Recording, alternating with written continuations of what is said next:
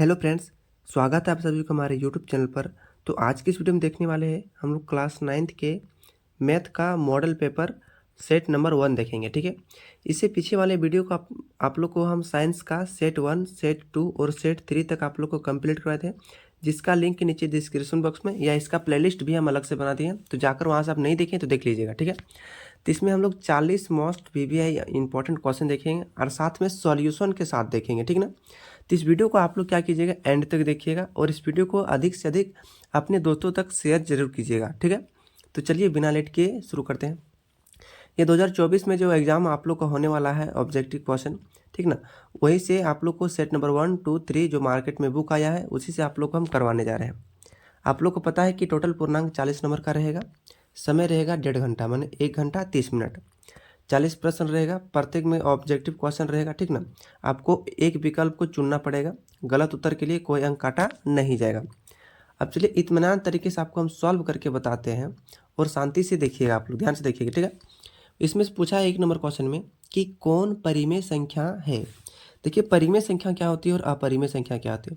जो P/Q के रूप में होती है परिमेय संख्या कहते हैं, और जो P/Q के रूप में नहीं होता है उसे हम लोग बोलते हैं अपरिमेय संख्या कहते हैं, अपरिमेय संख्या बोलते हैं।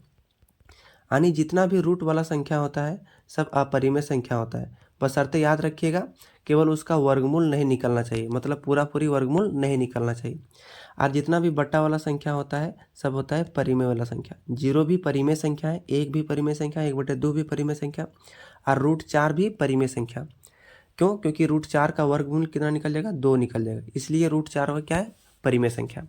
अब पूछा है कि यहाँ में से कौन परिमेय संख्या, तो √2 अपरिमेय संख्या है, √3 अपरिमेय संख्या है, √4 परिमेय संख्या है। क्यों? क्योंकि √4 का कितना निकल जाएगा, 2 निकल जाएगा वर्गमूल। √5 भी अपरिमेय संख्या है। इसका मतलब क्या हो जाएगा आपका सही आंसर, ऑप्शन नंबर 3। ठीक है, नेक्स्ट क्वेश्चन है दूसरा नंबर, निम्न में कौन परिमेय संख्या 3 और 4 के बीच में स्थित है। अब कोई कोई बच्चा सोचता क्या है कि 3 और 4 के बीच में कैसे कोई संख्या हो सकता है। बबुआ समझ लीजिए कि दो परिमेय संख्याओं के बीच में, दो परिमेय संख्याओं के बीच में अनंत परिमेय संख्या होती है, अनंत परिमेय संख्याएं होती है, इसको भी आप याद रखिएगा। तो देखिए 3 और 4 के बीच में क्या क्या आ सकता है। देखिए यहाँ अगर हम 3/4 को देखेंगे तो इसको हम भाग देंगे ना तो आएगा 0.7 आएगा। अब 0.7 तो 3 के पीछे हो जाएगा। ठीक है, अगला देखिए 3/2 है, इसको भाग देंगे तो आएगा 1.5 आएगा, 1.5, 1.5 भी तो 3 के इधर पीछे तरफ आएगा। अब देखिए 7/2 है, इसको भाग देंगे तो आएगा 3.5, 3.5 क्या होगा, ये 3 और 4 के बीच में होगा, 3.5 है ना, तो ये संख्या आपका सही आंसर हो जाएगा। अगला पूछा है 4/3, तो ये आएगा 1.3 आएगा, 1.3 तो 3 के पीछे आएगा, तो इसके बीच में कौन वाला संख्या है, 7/2 हो जाएगा। ठीक है, इस तरह से एग्जाम में आपके प्रश्न पूछे जाते हैं। नेक्स्ट क्वेश्चन देखते हैं, कहे कि 6√5 भागा 3√5 किसके बराबर है। इसको आराम से सॉल्यूशन करके देखते हैं। ठीक है, क्या है, 6√5 भागा 3√5, भागा मतलब बटा हो गया। ठीक है, अब यहाँ से √5 तो √5 कैंसिल हो जाएगा, 3 एकम 3 और 3 दूनी 6, तो 2 बार में कट गया, तो 2 के बराबर होगा। ठीक है, बहुत ही आसान क्वेश्चन था। इसमें हर का परिमेयकरण पूछा गया है। देखिए हर का परिमेयकरण 1/2 का पूछा गया, 1/2 का 1/2 रहेगा। परिमेयकरण मतलब सेम संख्या से गुना, सेम संख्या से भाग। बस अर्थ याद रखिएगा, अगर यहाँ 2 ठो संख्या रहता तो प्लस वाला माइनस में और माइनस वाला प्लस में होता है। अब देखो √2 को 1 से गुना करेंगे तो √2, और √2 गुना करेंगे तो कितना हो जाएगा, √4। ठीक है, √4 हो गया, और √4 का वर्गमूल कितना निकलता है, 2, तो आपका हर का परिमेयकरण कितना निकल गया, √2/2, √2/2 जो कि आपका ऑप्शन नंबर 4 में है। ठीक है, नेक्स्ट क्वेश्चन देखते हैं, कौन बहुपद है। देखिए कोई चीज़ बहुपद कब कहलाता है, जब कोई भी चर के पावर में पूर्ण संख्या रहेगा, पावर में क्या रहेगा, पूर्ण संख्या रहेगा, वह चर पूर्ण संख्या रहेगा।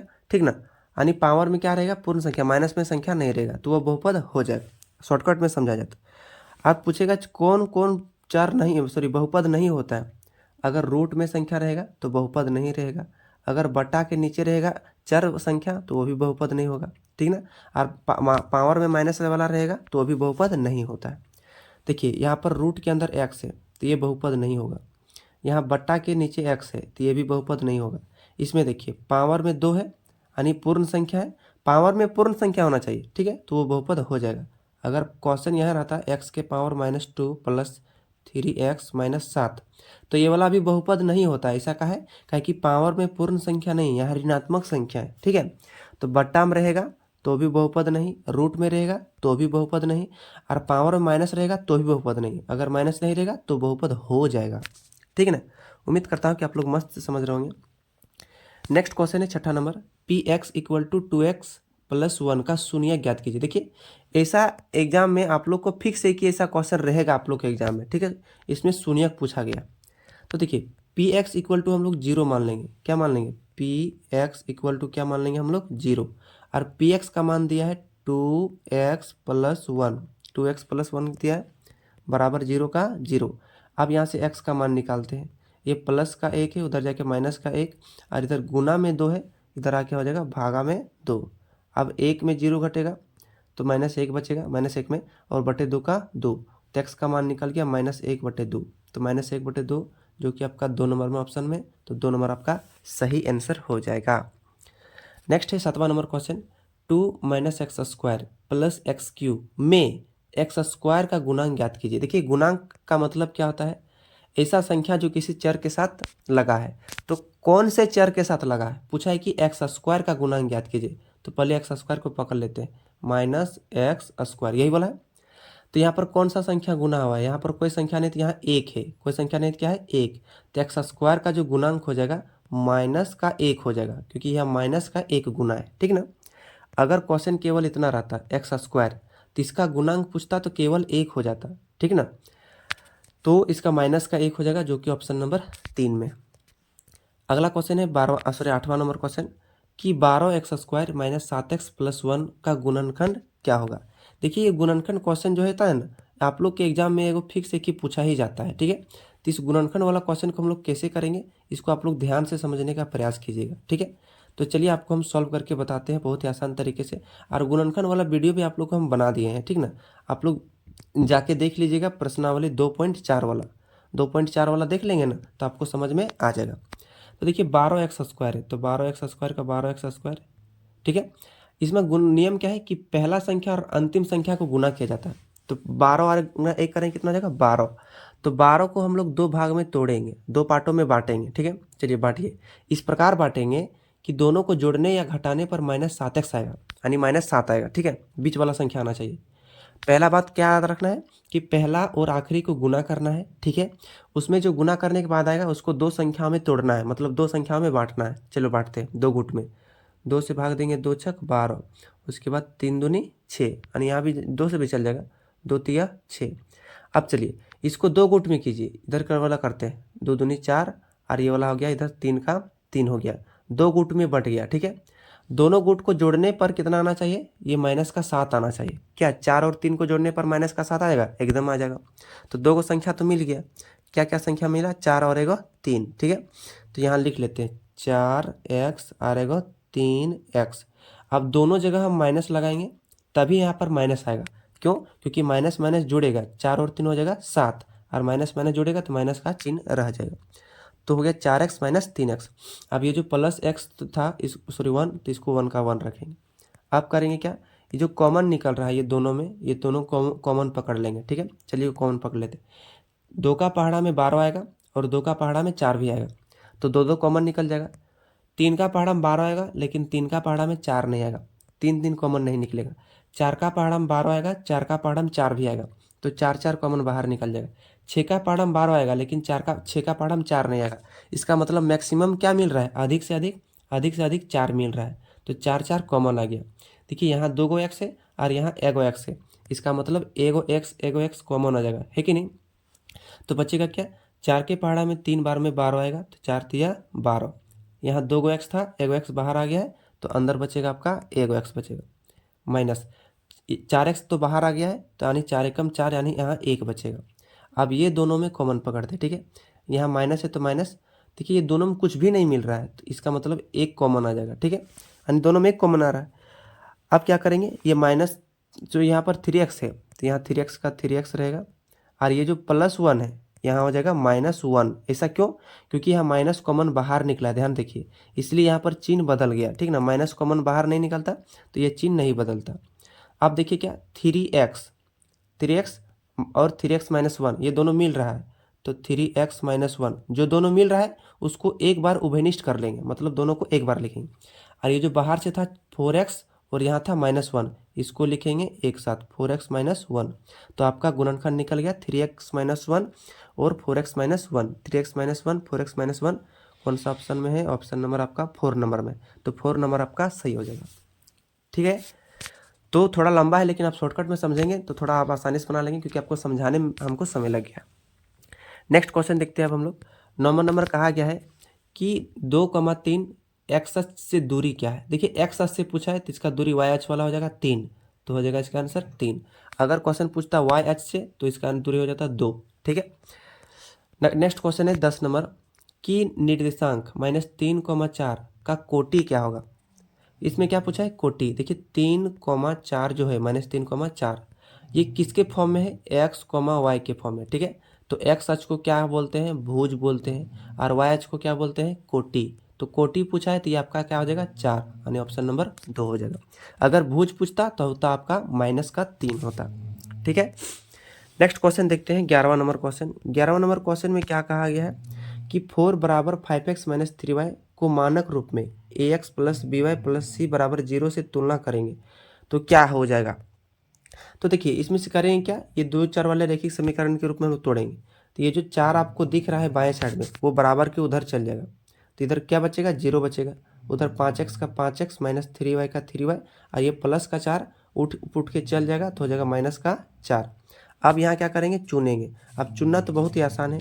x के गुणांक को a बोलते हैं तो a का मान हो गया 5, y के गुणांक को b बोलते हैं तो b का मान हो जाएगा -3, देखो माइनस है। c का मान हो जाएगा आपका -4, यानी 5 हो गया, -3 हो गया और -4, ABC 5 -3 और -4, यही वाला ऑप्शन हो जाएगा आपका 50, ठीक है। अब चलिए नेक्स्ट क्वेश्चन देखते हैं हम लोग। 12 नंबर क्वेश्चन में कहा गया है कि इसमें से कौन सा समीकरण का हल है। आपको x और y का मान दिया है, आपको पूछा इनमें से कौन सा हल होगा। तो हम मान को पुटिंग करके देखेंगे। यहाँ x का मान एक बार -3 रखेंगे और y का मान एक बार 0 रखेंगे, और देखेंगे कि दोनों तरफ बराबर आ रहा है या नहीं आ रहा है, ठीक है। तो चलिए x का मान हम लोग रखेंगे -3 रखेंगे, तो यहाँ पर 4 × 3 करेंगे माइनस, तो माइनस का 12 हो जाएगा। प्लस y का मान हम 0 रखेंगे तो क्या हो जाएगा? यहाँ पर 3 × 0 0, इधर आएगा 12। तो यहाँ देखिए -12 और 0 जोड़ेंगे तो -12, और इधर आएगा +12 का 12। ये दोनों बराबर नहीं है, इसका मतलब ये जो समीकरण है इसका हल नहीं है, ठीक है। इसमें पूछा है कौन सा हल है, तो उसको देखना पड़ेगा। इसमें x का मान 0 रखेंगे तो यहाँ 0 हो जाएगा, और y का मान -3 रखेंगे तो यहाँ -9 हो जाएगा, और उधर बचेगा 12, ये तो बराबर नहीं है। थर्ड देखते हैं, x का मान 0 और y का मान 3। x का मान 0 रखेंगे तो पूरा 0 कर देगा, और y का मान 3 रखेंगे तो ये कर देगा 9, और इधर बचेगा 12, ये भी बराबर नहीं है, तो ये हल नहीं होगा। अब 4 नंबर देखते हैं। x का मान 3 रखेंगे तो 4 × 3 रखेंगे कितना हो जाएगा? 12, और y का मान 0 रखेंगे तो 0 कर देगा, और इधर भी बचेगा 12, यानी ये दोनों बराबर है, ठीक है। यानी ये वाला समीकरण का हल हो जाएगा, ठीक है। एग्जाम में इस तरह से पूछा ही जाता है, एक प्रकार से क्वेश्चन रहता है। अब नेक्स्ट क्वेश्चन देखते हैं 13वां नंबर क्वेश्चन में। इसमें क्या कहा गया है, माफ कीजिएगा। कहा गया कि यदि x = 2 y = 1 तो समीकरण में इसका k का मान ज्ञात करने के लिए कहा गया है। देखिए x का मान 2 रखना है तो यहाँ पर पहले से 2 और x का मान 2 रखेंगे, कितना हो जाएगा? 4। y का मान कितना रखना है? 1। यहाँ 3 को 1 से गुना करें कितना हो जाएगा? 3 बराबर k, तो 4 3 कितना हो गया? 7 बराबर k। तो k का मान कितना निकल गया? 7, जो कि ऑप्शन नंबर 2 में है, ठीक है। अगला क्वेश्चन है कि 14 नंबर, किसको प्रमाण की आवश्यकता होती है। देखो अभिगृहित की होती है, या अभिधारणा की होती है, या प्रमेय की होती है, इनमें से सभी। प्रमाण की आवश्यकता इनमें से सभी, प्रमेय को भी देना पड़ता है, अभिधारणा को भी देना पड़ता है, और अभिगृहित को भी देना पड़ता है, यानी इनमें से सभी आपका सही आंसर हो जाएगा। अगला क्वेश्चन है कि 90 डिग्री का पूरक कोण होगा। 90 डिग्री का पूरक कोण कौन सा होगा? पूरक कोण क्या होता है? जब दो कोणों को जोड़ेंगे और 90 डिग्री आएगा, ठीक है, तो उसे बोलते हैं पूरक कोण।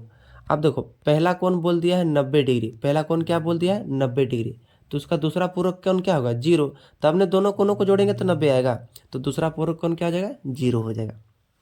अगर यहाँ पूछता है कि 60 डिग्री का पूरक कोण, तो देखिए 60 डिग्री का पूरक कोण दो कोणों को जोड़ने पर 90 आता, पहला कोण 60 है तो दूसरा कोण कितना हो जाता है 30 हो जाएगा, तब ना 60 और 30 90 होगा। तो ध्यान दीजिएगा ये सब क्वेश्चन छोटा छोटा, कभी कभी संपूरक कोण भी पूछ लिया करता है। नेक्स्ट है कि एक कोण अपने पूरक कोण से दोगुना है, एक कोण है अपने पूरक कोण से दोगुना है, तो कोण की माप ज्ञात कीजिए।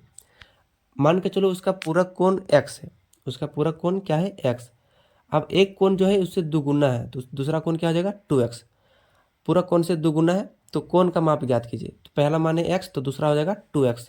अब आप याद कीजिए कि दोनों कोण पूरक कोण दोनों को जोड़ेंगे तो क्या आएगा 90 डिग्री आएगा, ठीक ना, क्योंकि पहला x माने दूसरा हो गया 2x, अब 2x और एक x जुड़ेगा तो बनाएगा 3x बराबर 90 का 90, और 3 से 90 को काटेंगे कटेगा 30, यानी जो कोण जो आएगा आपका 30 आएगा, क्या आएगा 30 डिग्री आएगा। ऑप्शन हो जाएगा कौन से 1 नंबर हो जाएगा। अगला क्वेश्चन पूछा गया है चैप्टर नंबर आप लोग का थी क्या बोलते हैं चैप्टर नंबर 6 से पूछा गया। आकृति में ए बी समांतर सी डी है तो x प्लस वाई का मान ज्ञात कीजिए, x प्लस वाई का मान ज्ञात कीजिए। A B plus C D दिया है तो x प्लस वाई का मान ज्ञात कीजिए। कैसे ज्ञात करेंगे, देखिए ये जो कोण होता है ठीक ना, बाह्य अंतर कोण माना जाता है, यानी एक बाह्य एक अंतर कोण, और ये दोनों कोणों का योगफल 180 डिग्री होता है, तो इसे आप याद रखिएगा कि 180 डिग्री आपका सही आंसर हो जाएगा। 18 नंबर का क्वेश्चन है कि कौन सर्वांगसमता का एक नियम नहीं है, सर्वांगसम का एक नियम नहीं है। क्वेश्चन को ध्यान से पढ़िएगा, ठीक है ना। तो सर्वांगसम का कौन सा नियम नहीं होगा, सर्वांगसम का 5 गुण नियम है, एस एस एस सर्वांगसम, एस ए सर्वांगसम, ए एस सर्वांगसम, ए एस ए सर्वांगसम, और एगो आर एच एस सर्वांगसम, ये सर्वांगसम का 5 नियम है। तो इनमें से पूछा है कौन नहीं है, तो देखिए ए एस ए तो है भैया, ध्यान से देखिए ए एस ए तो है, एस एस एस भी तो है, ठीक है, एस ए एस भी तो सेकंड नंबर में है, डबल एस ए नहीं होता है, इसका मतलब आपका ऑप्शन नंबर 4 हो जाएगा, डबल एस ए सर्वांगसम नहीं होता है, ठीक ना, तो याद रखिएगा। अगला क्वेश्चन पूछा है कि किसी भी त्रिभुज में ए बी बराबर ए सी है, मतलब दो भुजा बराबर है, तो कोण बी 50 और कोण सी का मान ज्ञात कीजिए। आराम से एक त्रिभुज छापेंगे, ठीक है, ए बी सी का मान ए बी बराबर बी सी, ए बी बराबर ए सी दिया है, ए बी सी जितना है ए बी उतना है ए सी, मतलब ये दोनों भुजा क्या है बराबर है, तो कोण बी का मान दे रखा है 50, इसका मतलब कोण सी का भी मान कितना होगा 50। ऐसा क्यों, क्योंकि बराबर भुजाओं के सम्मुख कोण भी तो बराबर होते हैं, परिमेय 7.2 कहता है किसी भी त्रिभुज के बराबर भुजाओं के सम्मुख कोण क्या होते हैं बराबर होते हैं। अगर कोण बी का मान 50 है तो कोण सी का भी मान क्या होगा 50 ही होगा, ठीक ना। तो ये क्वेश्चन उम्मीद करता हूँ आप लोग समझ गए होंगे। अगला क्वेश्चन की ओर हम लोग देखते हैं। अगला क्वेश्चन में दिया गया है कि त्रिभुज ए बी सी में कोण ए बराबर 70 है, बी बराबर 50 है और कोण सी बराबर 60 है, तो कौन संयुक्त कोण होगा।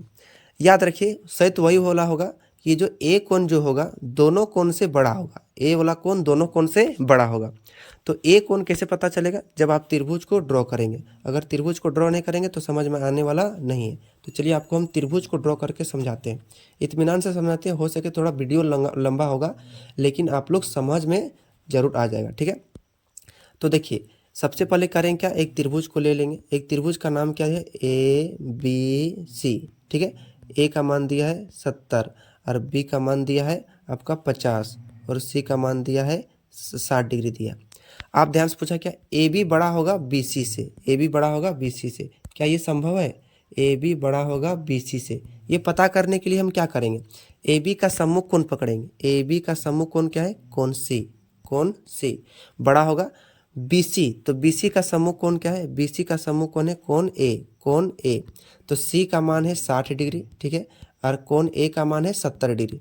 क्या 60 70 से बड़ा है, ये तो बात गलत है, ये बात क्या हो गया गलत हो गया, ठीक ना, यानी ये वाला बात गलत हो जाएगा। अगला में क्या पूछा है कि AC बड़ा है BC से, AC बड़ा है BC से, ठीक ना। तो देखिए यहाँ पर AC ये वाला है, AC का सम्मुख कोण क्या हो जाएगा 50 हो जाएगा, बड़ा है BC, तो BC का सम्मुख कोण कितना हो जाएगा 70, क्या 50 डिग्री और 70 डिग्री से बड़ा है, नहीं, ये भी बात गलत है। अब तीसरा देखते हैं, BC बड़ा है AB और AC से, BC क्या है ये वाला, इसका समकोण क्या है 70 डिग्री। 70 डिग्री क्या है AB से, AB का समकोण क्या है 60 डिग्री है ना। एवं AC से, AC का समकोण क्या है 50 डिग्री।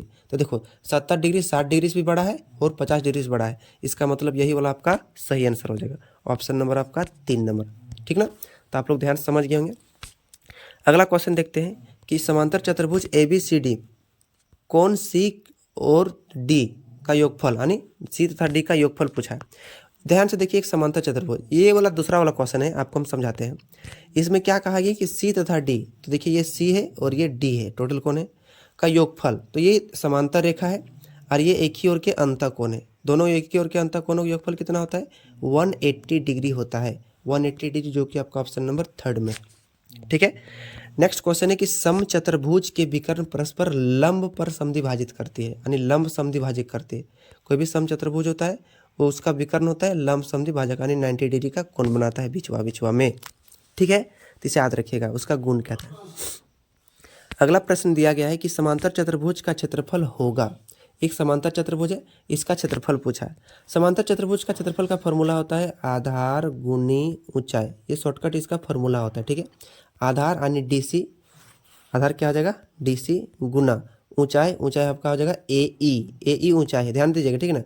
AD नहीं है, ये तो तिर्यक ऊंचाई, AE पूरा ऊंचाई, तो DC गुना AE, तो DC गुना AE किस में है, DC गुना AE ऑप्शन नंबर 3 में है। तो ऑप्शन नंबर 4 में है, यहाँ पर 3 नहीं या 4 होना चाहिए, तो 4 आपका सही आंसर हो जाएगा। अगला क्वेश्चन आपके सामने 25 नंबर वाला क्वेश्चन में कहा गया कि एक चतुर्भुज के भुजाओं के मध्य बिंदु को क्रमशः मिलाने पर चतुर्भुज बनता है। कोई भी चतुर्भुज है, उस चतुर्भुज के मध्य बिंदु को मिला, कोई भी चतुर्भुज छाप लो, ठीक है। उस चतुर्भुज के अगर हम मध्य बिंदु को मिलाएंगे, ठीक है ना, मध्य बिंदु देखिए, ये मध्य बिंदु को हम लोग मिलाते हैं, ठीक है। तो ये क्या बनेगा, हमेशा एक समचतुर्भुज बनता है। मध्य बिंदु को मिलाने से क्या बनता है, एक समचतुर्भुज बनता है। अगला क्वेश्चन, संपूर्ण वृत्त की लंबाई को क्या कहते हैं। देखिए ये संपूर्ण वृत्त है, इसकी लंबाई को हम लोग क्या बोलते हैं, परिधि बोलते हैं। क्या बोलते हैं, परिधि। और परिधि के टुकड़े को ही क्या बोलते हैं, चाप कहा जाता है। तो संपूर्ण वृत्त की लंबाई को क्या बोलते हैं, परिधि बोलते हैं। अगला क्वेश्चन है कि आकृति BC वृत्त का व्यास है, मतलब ये जो है वृत्त का व्यास, इसका मतलब O तो केंद्र हो सकता है, ठीक ना, लेकिन यहाँ दिया नहीं। कोण BAO 60 डिग्री, यानी ये वाला कोण BAO 60 डिग्री दिया, तो ADC का मान ज्ञात कीजिए।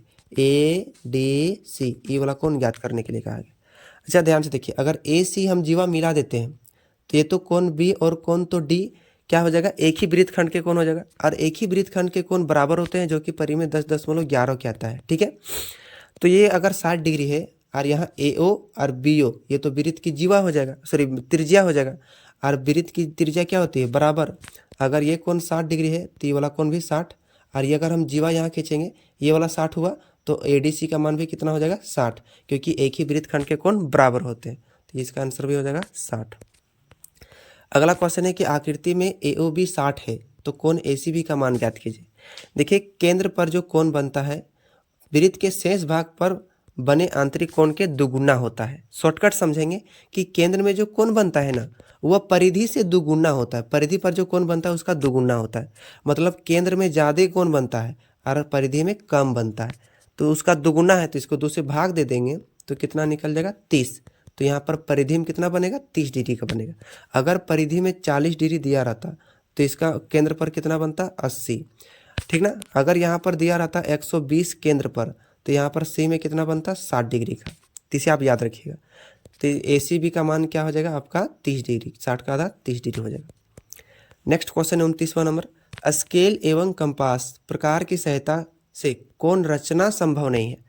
अब जब रचना किए होंगे इस तरह से छोटे समय में 60 डिग्री बनाए होंगे, फिर 90 डिग्री बनाए होंगे, ठीक ना, फिर 120 डिग्री बनाए होंगे, 75 डिग्री बनाए होंगे, 45 डिग्री बनाए होंगे, इस तरह से बनाए होंगे। तो इनमें से पूछा है कि कौन रचना नहीं किया जा सकता है, किसकी सहायता से, प्रकार की सहायता से। प्रकार की सहायता से 15 डिग्री बन जाता है, कैसे, 60 डिग्री का आधा 30 डिग्री, 30 डिग्री का आधा 15 डिग्री बन जाता है। 45 डिग्री भी बन जाता है, कैसे, 90 डिग्री का आधा बनता है आपका 45 डिग्री, 90 डिग्री का आधा 45, 30 डिग्री भी बन जाता है, 60 का आधा करता है ना तो ये क्या बन जाता है 30 बन जाता है, ठीक है। लेकिन 33 डिग्री नहीं बनता है, तो इसकी रचना करना संभव नहीं है 33 डिग्री का। अगला है कि एक समबाहु त्रिभुज का परिमाप 30 सेंटीमीटर है। समबाहु त्रिभुज किसे कहते हैं, ऐसा त्रिभुज जिसकी सभी भुजा बराबर होती है उसे समबाहु त्रिभुज कहते हैं। इसका मतलब ए बी जितना होगा उतना बी सी होगा उतना ए सी होगा। तो इसकी एक भुजा का मान ज्ञात कीजिए। अगर तीनों भुजा 30 दिया है तो पहला 10 होगा, दूसरा भी 10 होगा, तीसरा भी 10।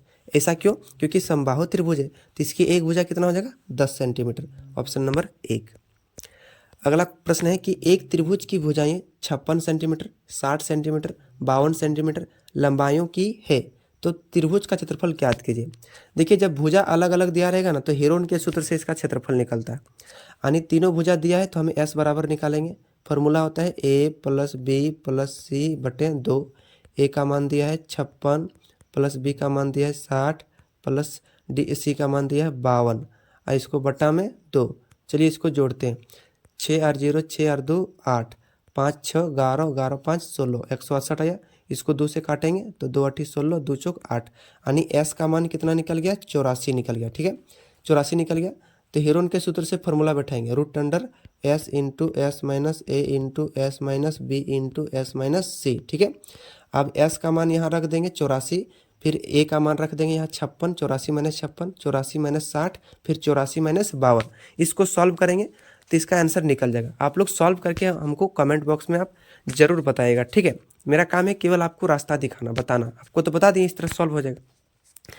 नेक्स्ट क्वेश्चन देखते हैं कि एक घन की भुजा 10 सेंटीमीटर है। ठीक है, एक कोई घन है, उसकी भुजा कितनी दिया है? 10 सेंटीमीटर दिया है। तो घन की तो प्रत्येक भुजा बराबर होती है तो सब भुजा कितना हो जाएगा? 10 हो जाएगा। ठीक है, आप पूछा है कि तो घन का वक्र पृष्ठीय क्षेत्रफल ज्ञात कीजिए। देखिए, क्वेश्चन में पूछा है वक्र, कभी कभी संपूर्ण पूछता है। तो घन का वक्र होता है 4a²। तो 4 का 4, ए माने भुजा, भुजा दिया है 10 तो 10 का स्क्वायर। तो 10 का स्क्वायर होता है 100 और 100 को 4 से गुना करेंगे 400। लेकिन 400 ऑप्शन में आपका कहीं नहीं दिया है। ठीक है, तो इसका सही आंसर 400 होगा। अगर यहाँ पर पूछता संपूर्ण पृष्ठीय क्षेत्रफल, या पूछता केवल कुल पृष्ठीय क्षेत्रफल, या पूछता केवल पृष्ठीय क्षेत्रफल, ठीक है, तो यहाँ कुल नहीं पूछा है। कुल वाला का फॉर्मूला होता है 6a² और वक्र को होता है 4a²। तो 6a² तो होता है इसका a का मान 10 का स्क्वायर 100 और 100 को 6 से गुना करते हैं तो आपका आता है 600। तब आपका ऑप्शन नंबर बी सही आंसर हो जाएगा, 2 नंबर। लेकिन इसमें पूछा नहीं है तो इस हिसाब से यहाँ पर आपका कुल पूछता तो आपका सही आंसर हो जाता बी नंबर। कोई दिक्कत नहीं, आप यहाँ कुल कर लीजिएगा। नेक्स्ट क्वेश्चन है कि 3.5 मीटर व्यास वाले, मतलब एक गोला है। ठीक है, इसका पृष्ठीय क्षेत्रफल पूछा है। एक गोला है जिसका व्यास दे दिया है 3.5। इसका व्यास दिया है तो इसका हम पहले आधा त्रिज्या निकालेंगे। तो त्रिज्या कितना होता है? व्यास बटे 2, तो 3.5 बटे 2 हो जाएगा।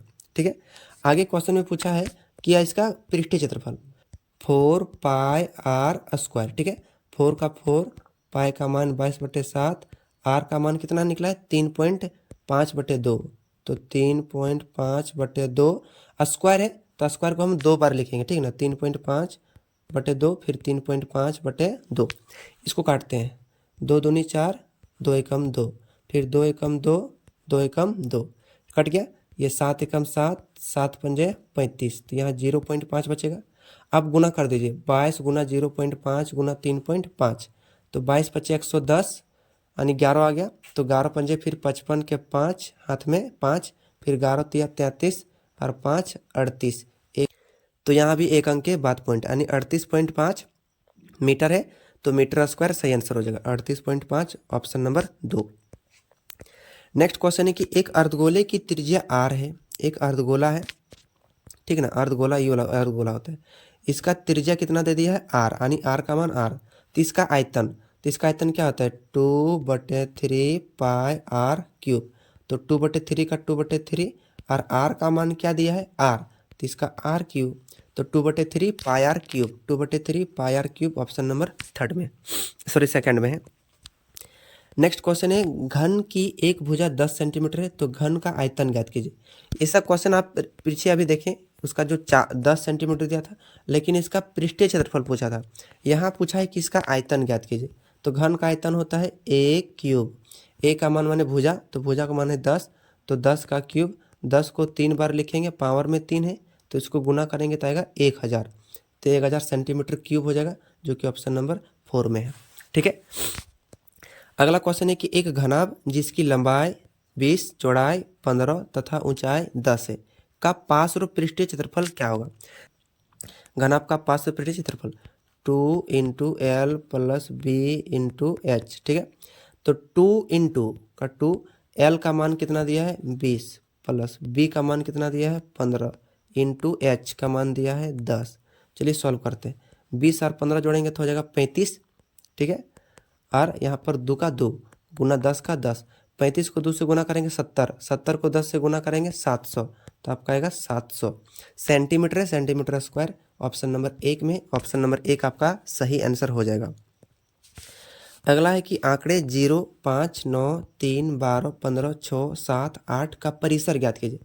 परिसर का फॉर्मूला होता है उच्च सीमा माइनस निम्न सीमा। हम यहाँ सीमा नहीं लिखे हैं, उच्च सीमा माइनस निम्न सीमा, मतलब मैक्सिमम वाला में मिनिमम वाला घटा दो। मैक्सिमम है 15 माइनस मिनिमम है 0, 15 में 0 गया तो कितना बचेगा 15 बचेगा। क्या बचेगा 15।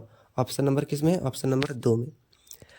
अगला क्वेश्चन है कि वर्ग अंतराल 0 से 10 की निम्न सीमा क्या है। देखिए ये 0 से जो 10 दिया गया इसको हम लोग बोलते हैं निम्न सीमा, ठीक है। और जो हाई वाला होता है वो होता है उच्च सीमा। अब इसमें क्वेश्चन पूछा है कि निम्न सीमा, तो निम्न सीमा तो 0 हो जाएगा, ठीक है। निम्न सीमा क्या हो जाएगा 0 हो जाएगा। अगला है कि आंकड़े 29, 32, 48, 50, 72, 78, 84 का माध्यक ज्ञात कीजिए। माध्यक मतलब इन संख्याओं के सबसे बीचों बीच संख्या। माध्यक निकालने के लिए आरोही क्रम में आपको सजाना पड़ेगा, ठीक है। तो आरोही क्रम में पहले से क्वेश्चन में सजा दिया है, अगर सजाया नहीं रहेगा तो आप लोग कोशिश कीजिएगा कि सजा लीजिएगा, ठीक है। उसके बाद माध्यक का फॉर्मूला बैठाइएगा। माध्यक का फॉर्मूला 2 ठो होता है, एक होता है सम संख्या के लिए और एक होता है विषम संख्या के लिए। विषम संख्या के लिए n+1/2वां पद, और सम संख्या के लिए होता है n/2 + 1वां पद होता है।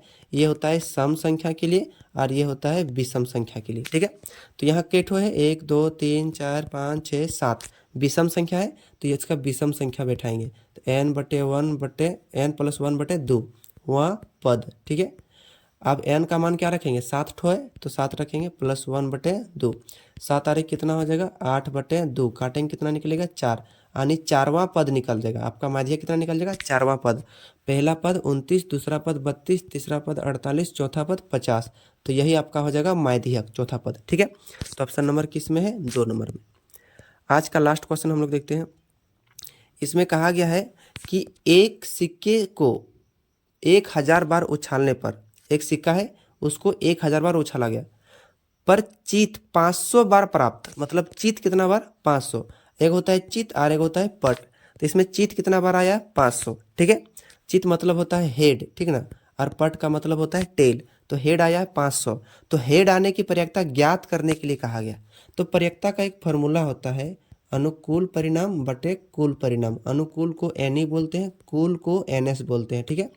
आराम से बैठाइए। जो क्वेश्चन में पूछा गया है 500 बार प्राप्त करने का, तो अनुकूल परिणाम हो गया 500 और कुल परिणाम कितना है 1000 बार उछाला है, तो इसको काटिए 0000 कट गया, यहाँ से 5 एकम 5, 5 दूनी 10, 1/2 निकल गया आपका प्रयक्ता, जो कि आपका ऑप्शन नंबर 1 में है। तो 1 नंबर आपका सही आंसर हो जाएगा, ठीक है।